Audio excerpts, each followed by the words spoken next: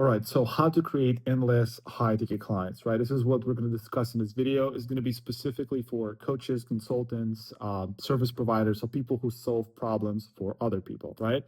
And I want to start this video by, just telling you about a quote from Russell Brunson, right, from one of his books. And that quote sounds like something like, "Your ideal client, right, or your market is not a person, is a location." Okay, so let me repeat it again. Your market slash ideal client is not a person, it is a location, right? So I'm going to explain what this actually means and how we apply this for our clients, right?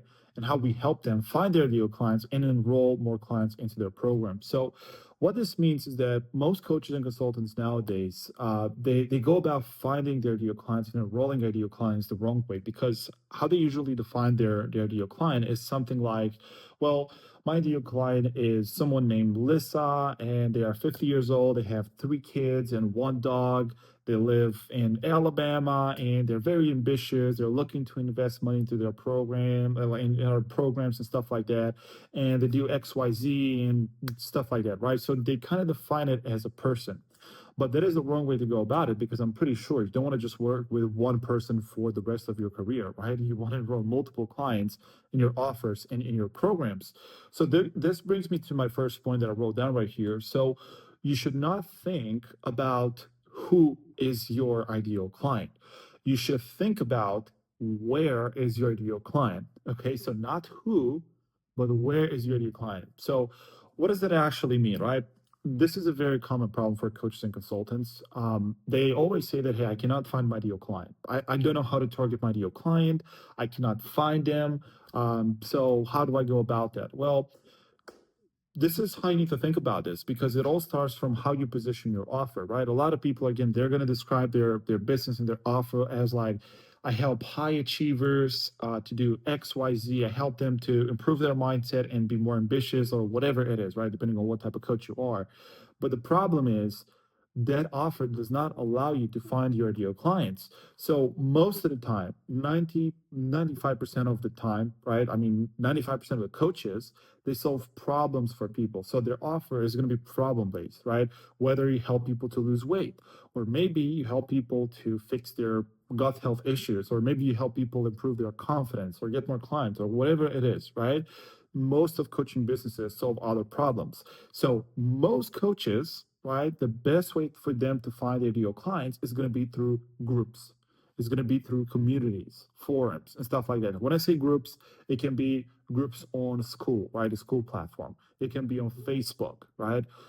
It can be like on any other platform where you can find people in groups, right? That is the best way to find your ideal clients, in groups. Okay, so for example, let's say that you help people, I don't know, you help people who want to quit smoking. Well, can you find a group online of people specifically who want to quit smoking, right? If the answer is yes, there you go. You have you found a way to target your clients. If the answer is no, for your offer, there is no group or no way to identify your ideal clients in groups, well, then we have a problem. Okay. So again, the most important thing is, if you cannot find your ideal clients, you cannot sell to them. Right? You cannot enroll to them. So the wrong way to go about thinking about your clients is who, right? Again, we want to stay away from who. We want to talk about where. Where do we find our ideal clients? And again, I'm telling you, after working with 200 coaches, consultants, right, even more than that, we found out that the most consistent way to find ideal clients, to source ideal clients for a coaching consultant business specifically, is from specific groups. Now, again, of course, it depends on your offer. That's not always going to be the case, because for example, if you work with, I don't know, law firms, and you help law firms to get more leads or stuff like that, and you know that a lot of those law firms, like, they want help with getting more leads, where you don't need to necessarily look for specific groups where you're going to find law firms who are specifically looking to get more leads. Like, no, that's not the case. You can just reach out to all law firms, because you know that most of them are going to need help with getting leads.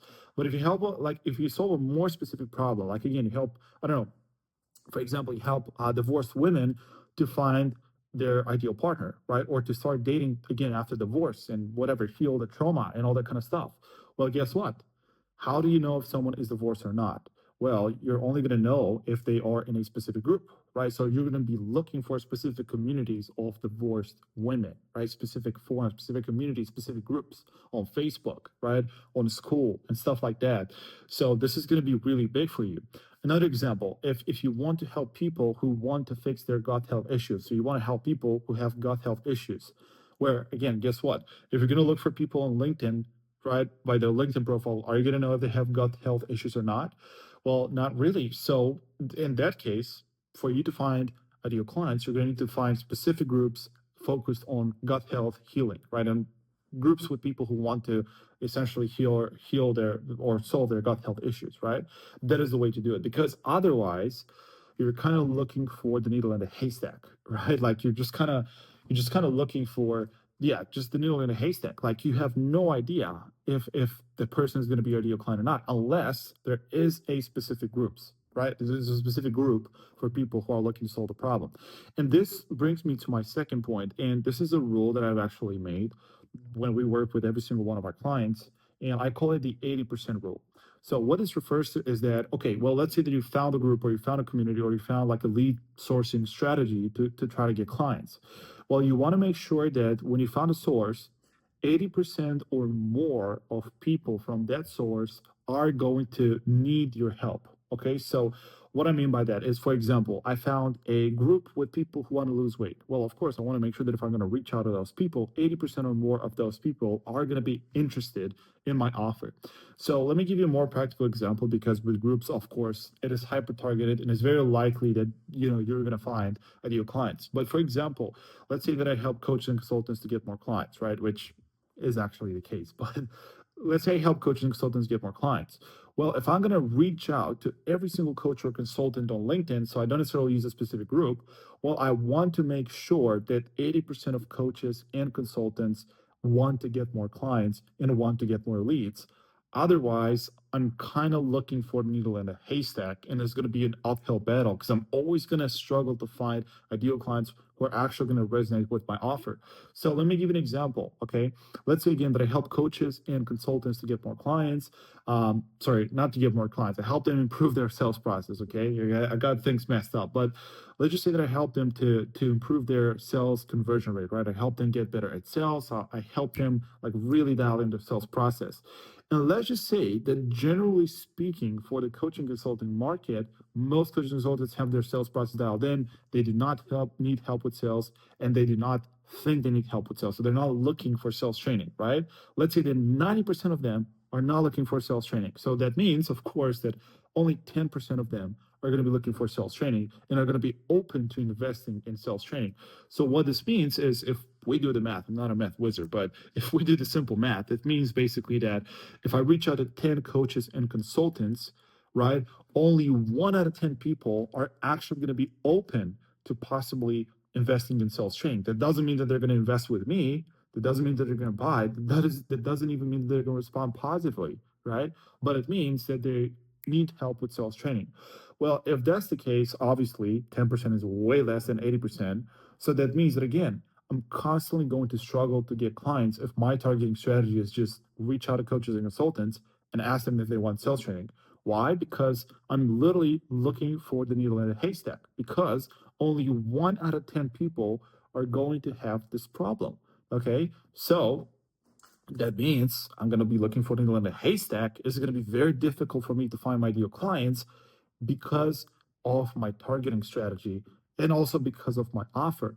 So in this case, if I want to serve coaches and consultants and I want to help them improve their sales conversion rate, well, my option really as a coach is to look for specific groups or look for communities where I can find coaches and consultants who are looking to improve their sales process, their sales conversion rate, right? So, because I want to make sure that at least 80% of people from that group are possibly going to be interested in my offer. Otherwise, it is an uphill battle, right? And this actually brings me to my next point, right? Because now you might be asking, oh, well, okay, that's cool. So I need to find groups on Facebook or maybe on a school where I'm going to find specifically people who are already looking for my help. That's great. How do I do that? Well, I'm going to tell you this because most of the time, the targeting problem is not really a targeting problem. It is actually an offer problem. So, for example, if you're a coach and then let's say you're a mindset coach, right? And you say like, look, I help people fix their mindset. I help them become more ambitious and achieve their dreams and whatnot. Well, can you find a group for people who are looking to improve their mindset and achieve their dreams and all that? Well, maybe you can, right? If that's the case, great. There you go. You find your targeting strategy. You have a group, you target people in that group, and you know pretty much for sure that 80% or more of those people in a group are interested in your services, right? If there's a specific group for mindset or people looking to improve their mindset. But the question is, if you cannot find a group for the problem that you solve, well, you have a big problem. It means that the way you're positioning your offer is not good, and you need to rethink your positioning. Okay, so I'm going to give you another example. Okay, just to really drive the point home. So let's say that um, you as a coach, right?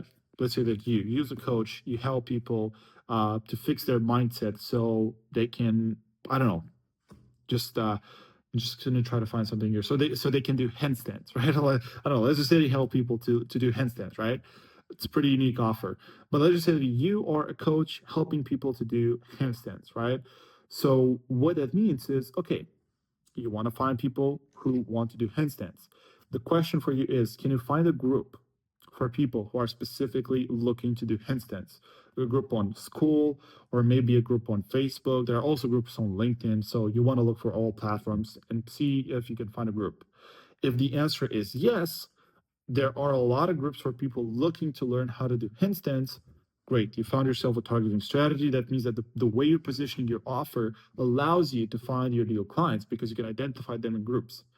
But if the answer to that question, can you find groups where you can find your ideal clients? If the answer to your question is no, so in other words, you cannot find groups on the internet of people who are looking to do handstands, you are in trouble because it means you cannot consistently source leads and you cannot consistently reach out to people. That means you cannot sign clients, right? So again, your targeting strategy has to be really precise. Okay, it has to be really targeted. You want to make sure that okay, I can either find a group or a community where I know that I have people who are struggling with a problem that I solve, or right? You can find influencers, or in other words, other people who are targeting your ideal market. So maybe, okay, I'm a handstand coach. I cannot find any group of people who are looking to do handstands. Well, that is a problem for me. But maybe there is an influencer who posts a lot of organic content, and guess what? Targets people who are looking to learn how to do handstands. Well, if that's the case, what I can do is I can target his audience. Like I can target his followers. I can target people who post comments, who comment on his posts, so I can source those leads, right? Followers and people who leave comments on his posts. Of course, if that specific person, if my competitor or my influencer has a very big following, right? It means that I can target his audience, and this is how I can find specifically people who are looking to learn handstands, right? But that's the thing. It's a very, very simple question. Think about your offer. The way you're defining your offer right now is the I help statement, right? What is your offer? Well, I help X to X. Okay, well, think about your offer statement and think about this. Can you find a group, right? Or can you find an influencer who's targeting your ideal, like your ideal clients, who's targeting people who have the problem that you solve? If the answer is yes, great. You're not going to have a problem finding clients because you can just leverage those specific groups, communities, or influencers that are targeting your ideal clients. But if the answer is no, you cannot like tangibly, like again, physically, tangibly, like literally do a search on Facebook, on school, do a search and see if you can find any influencers, any competitors. If you find specific groups are like laser targeted specifically where you can find your clients, do a search. If you cannot find those groups, you have a big problem, and you have to redefine your offer in a way that allows you to target those people in specific groups. So you have to redefine your offer where essentially you're kind of shifting your positioning, and you need to make sure that you can find your ideal clients online in groups, influencers, or just by the nature of your offer, maybe 80% of people, you can target them based on title or business type or whatever. 80% of them are going to have the problem that you solve. So I hope it makes sense. But the whole point is, you as a coach or consultant, if your targeting is not precise, like if it's not directly to the source where, hey, dude, I can find groups of people who have the problem that I solve. I can find groups of people who are struggling, right? And I can help them with my expertise. If you cannot do that, where you have precise targeting, you have a big problem. because you're always going to be struggling with getting clients because you're kind of looking for a unicorn. And if you cannot find a group with unicorns, well, what are you going to do, right? So that's it for this video. Just wanted to explain this concept. If you enjoyed this video, smash the like button. So YouTube is going to show you more videos like this one. If you didn't like it, leave a nasty comment, or maybe don't, and subscribe to this channel. I'm gonna post more videos like this one, and you'll see more of them. So I'll see you in the next video.